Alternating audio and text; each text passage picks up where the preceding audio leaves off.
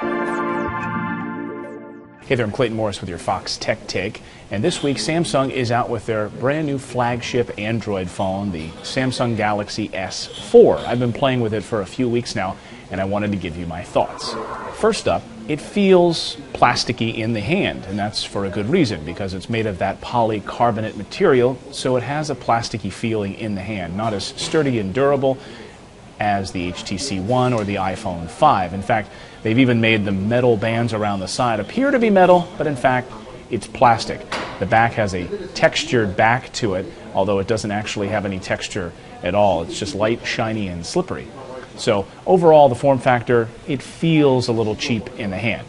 Let's talk about the screen. Samsung known for its displays. However, with the AMOLED screen that this boasts, colors don't necessarily seem accurate to me when compared with holding up the HTC One or the iPhone 5. Reds seem too red, oranges seem too orange, but photos show up beautifully on this screen. And all in all, it's a nice screen, and it certainly worked well out in direct sunlight in my testing of the phone. Let's talk about the software, because I feel like Samsung likes to create a whole bunch of different applications and features and gimmicks and throw them all at the wall and hope that a few stick. And that is certainly the case here. When you launch the phone for the first time, you're inundated with all sorts of new apps and features that you're never going to use, and you'll probably need a 400-page manual just to figure out how to get any of these applications up and running in the first place.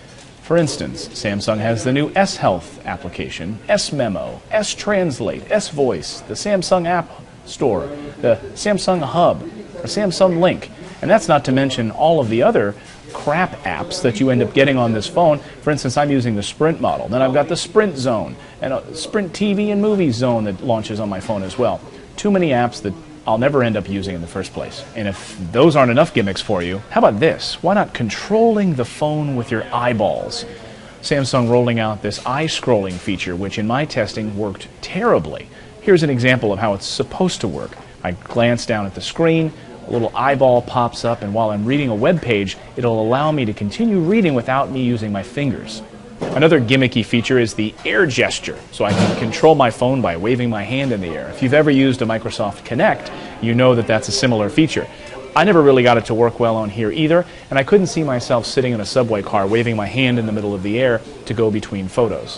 One area where this phone really shines, though, is in the camera. It has a 13-megapixel camera built in, and it has beautiful software that Samsung pulled from their own Galaxy line of cameras inside the phone now. So I can swipe between beauty mode, drama mode, portrait mode, fast action mode.